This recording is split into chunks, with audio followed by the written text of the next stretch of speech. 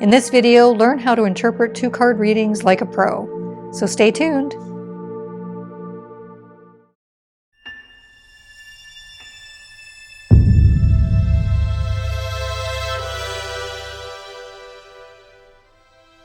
Hi everyone, it's Ray with Tarot Living. Thanks so much for joining. So on my channel, we talk about all things spiritual. So if you're interested in tarot, astrology, psychic development, you'll want to subscribe and make sure to hit the bell notification to be sure you get an email when I do post a video. And to learn how to read tarot cards, join me on Facebook for weekly tarot exercises and activities under my private group, Tarot Living Study Group. The link is in the description below. Hi everyone, in this video series I'm going to demonstrate how to interpret various two-card reading combinations. So a two-card reading is sometimes really underestimated. They can provide a lot of clear answers to a variety of questions. So the key is really knowing what to look for in the reading. So I'm going to give you 5 key points to consider when you're doing a two-card reading, and then we'll do some sample readings. Keep in mind you can apply most of these steps to many types of tarot readings that you do. If you'd prefer to skip the instructions, no problem. You can move forward to minute 9 of the video and watch me do some two-card reading interpretations. Alright, so step number 1 is actually what questions to ask and what are the card positions in the reading. So for a two-card reading, it should generally be an open-ended question, not an all-encompassing life question. For example, what aspect of my relationship should I pay attention to? Rather than, what will my romantic life look like for the next 12 months? So that gives you an idea about questions. The positions of the card are really generally always the same for me when I'm looking at these two-card readings. So card number 1 represents the situation or details surrounding the situation. And card number 2 is really the potential outcome, result, or how it's impacting card number 1. Okay, so now that we've looked at the card positions, the second step is to look at the elements and suits that you see in the reading. As many of you know, the 4 natural elements relate to the 4 suits in the tarot deck. So fire relates to wands, earth to pentacles, air to swords, and water relates to cups. Each of the major arcana cards also relates to one of the 4 elements. So here's a list of the majors with their corresponding element. We won't be reviewing this in detail today because we need to stay focused on the two-card readings, but you can take a photo of it and have it as a reference guide. When you're interpreting a two-card reading, it's really important to pay attention to the elements. For example, if you have the same element between the 2 cards, it strengthens the meaning of that element because of the repetition. So here are 2 examples. You might see fire and fire in a reading together, or earth and earth. So that provides some guidance when the elements are the same in the reading. But when you see 2 different elements together, it's important to know that some combinations of elements are considered friendly, some are unfriendly, and some are neutral. So we won't be reviewing them all in detail in this video. However, let's quickly look at 2 friendly combinations and then 2 unfriendly combinations. First, here are the friendly elements. When you see air and fire together, they can be very friendly in a reading and work quite well. Or alternatively, earth and water are friendly. On the other hand, some combinations are unfriendly together. Here are 2 examples: water and fire together, or earth and air. The remaining combinations are considered neutral. If you'd like to learn more about elemental combinations, or what we call elemental dignities, then feel free to check out my video on this subject. The link is in the description below. Alright, so third step, check the numbers on the cards to see if they are the same number. Each number from 1 to 10 in the tarot deck has a specific meaning, so it's very useful for interpreting a reading, especially if there is a number pattern that's found. So here are some examples. You can see the 2 aces on the left show a pattern of the number 1. So the number 1 in tarot suggests the beginning of a cycle, a fresh start, a new project or adventure, and it can show the pure potential of that suit if an ace comes up. The 2 cards on the right show a pattern of the number 4, which suggests stability, structure, order, and a solid foundation. but it can also lead to some stagnation at times. So that gives you a good indication about what that reading could be about. So if you want to know more about the meaning of each number, a link to my video about numbers is also in the description below. Step 4, look at the card meanings. Always look for a pattern in card meanings. Many cards overlap or have similar meanings, which can create a theme within the reading. For example, the Four of Wands and the Ten of Cups, which you can see in the video. They don't entirely have the same meaning, but they do have very similar ideas associated with them. So that would be a pattern or a theme within that 2-card reading, related to home, family, and security, for example. So similar card meanings are important when they come up in a reading. Step number 5, identify any common interactions between the cards. So there's often a flow of energy or certain card interactions that you'll frequently see between tarot cards. So if you can identify these common patterns, it'll make interpreting the reading much easier because it provides a clear message about what is happening or what could develop in the future. Keep in mind I'm going to show you a couple of examples of each type, but there are many combinations of cards that fit into each category. Okay, type number 1. The first card shows harmony or positivity, and the second card relates to upheaval or challenge. So here are 2 examples. On the left, you see the Sun card showing positivity and happiness, and the Tower next to it, which suggests upheaval or a sudden collapse or crisis. The next one is the Two of Cups that shows harmony and balance, and then the Five of Wands suggests conflict and strife. So this type of interaction suggests that the current situation that you've asked about in the reading is quite positive and harmonious, but it's moving into a difficult phase that will need attention or resolution in the future. And just to keep in mind that if you switch those around, those 2 cards, and they were in different positions, you would first see that all of the disruption happens at the beginning of the first card, and that the Sun actually might help with the rebuilding phase that comes after the Tower. Okay, the second type is one card shows tension and restriction, and the second card shows release or freedom. So you can see a couple of examples. The first one is the Eight of Swords on the left, showing the restriction or tension, and then we have the Six of Swords that shows that release and freedom. And then the second example shows the Devil card with the Judgment card as the second one. So if you see this combination in a reading, it suggests there will be a positive resolution or outcome to the issue at hand after a period of tension and difficulty. Again, if it's reversed, it'll have the opposite meaning. The third type is one card shows stagnation or inaction, and the second card depicts movement or change. And I've given you a couple of examples here. So this type of card interaction suggests that action or movement will occur in the near future after a period of inaction. So usually you're going to see some kind of movement, whether it be a decision, a change, and they're moving forward in some way after a period of inaction or feeling at a stalemate.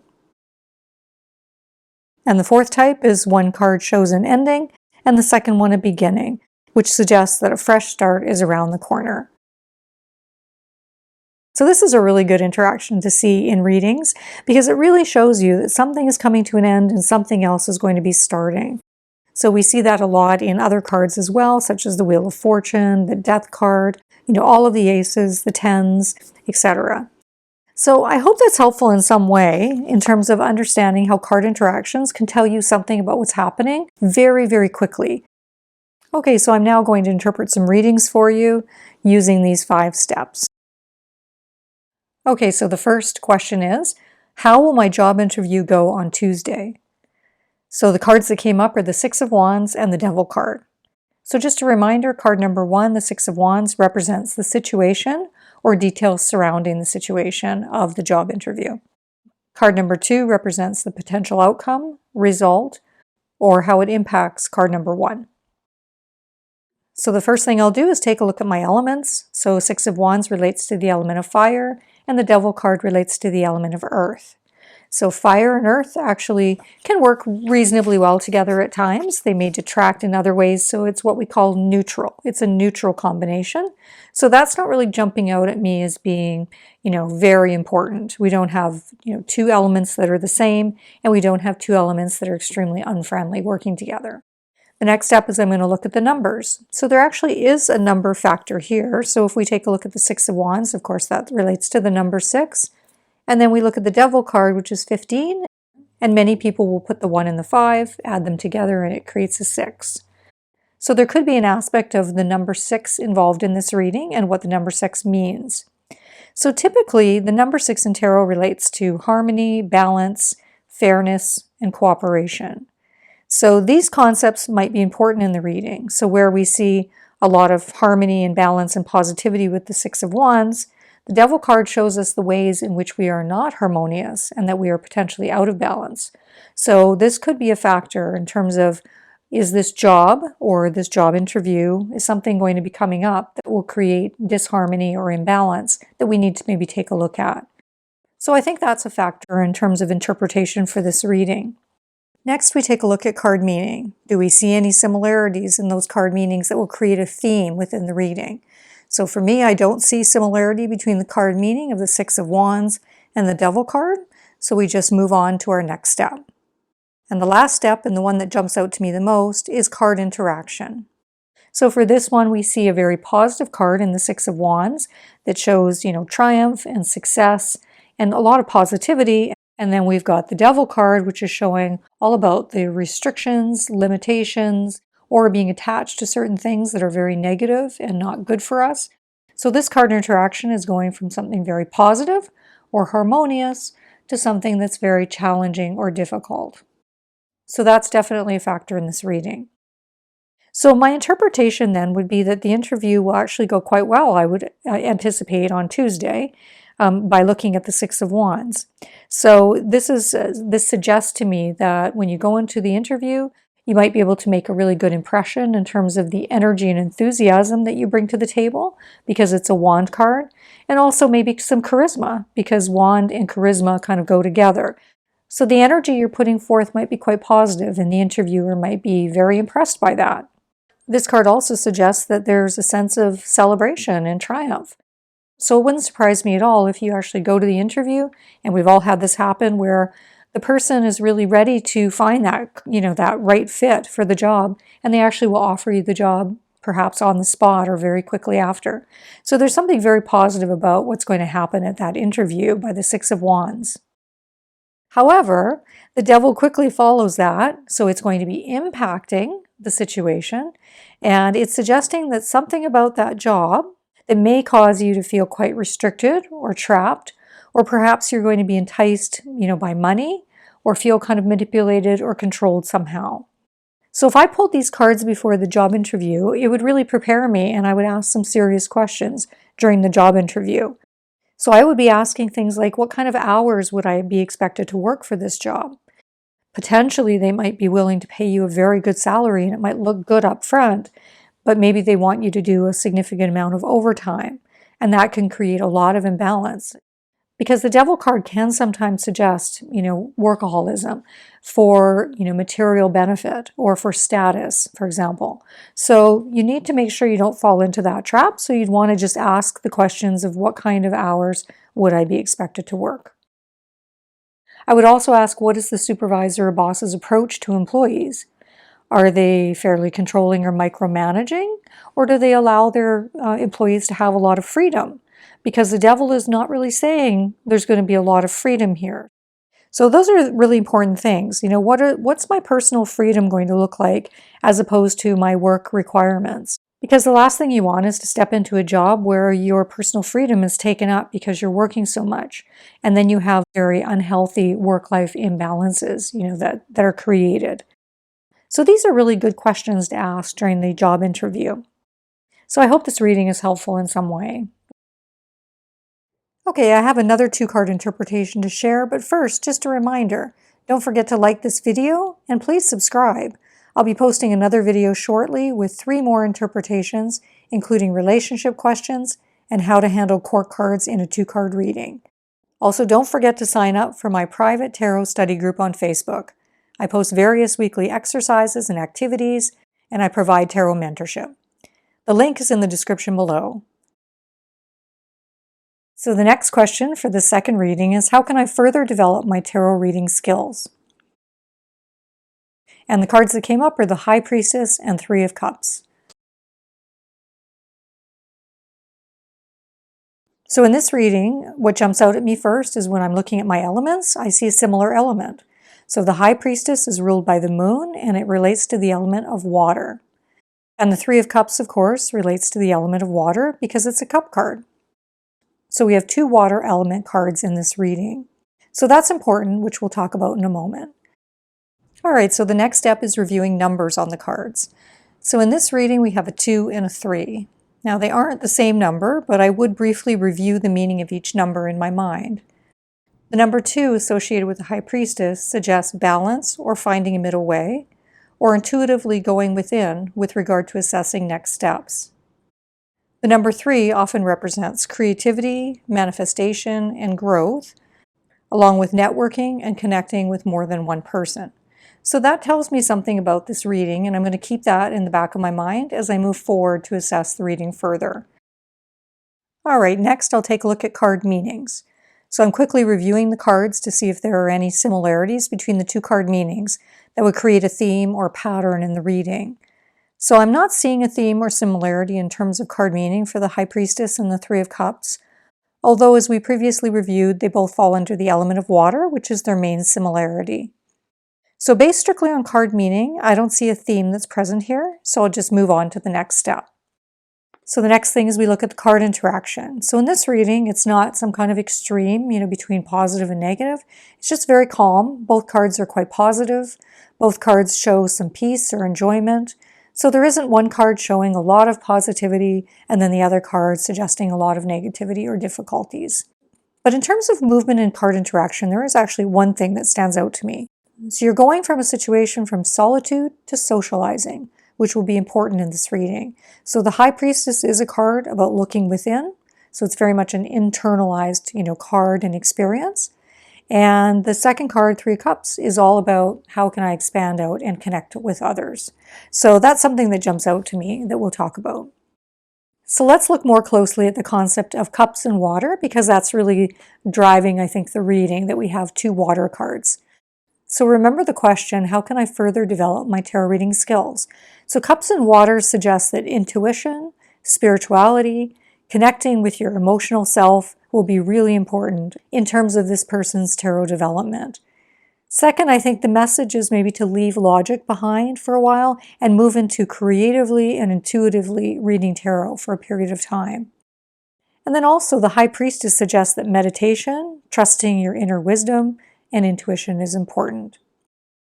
Additionally, there are concepts around the High Priestess of secret knowledge, hidden information, hidden knowledge that is beyond the veil, let's say.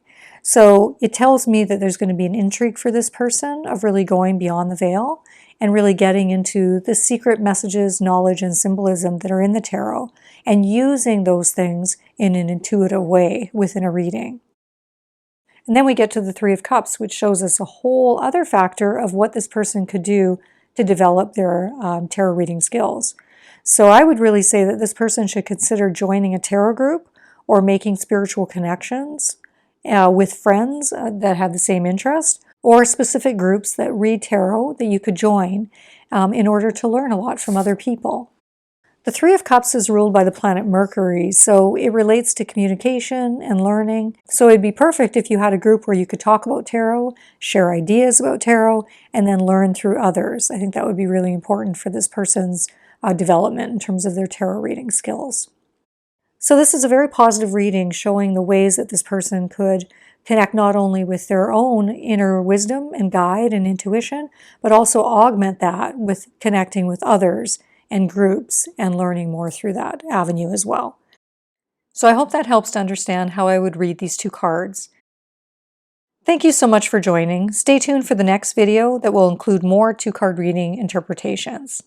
Take care.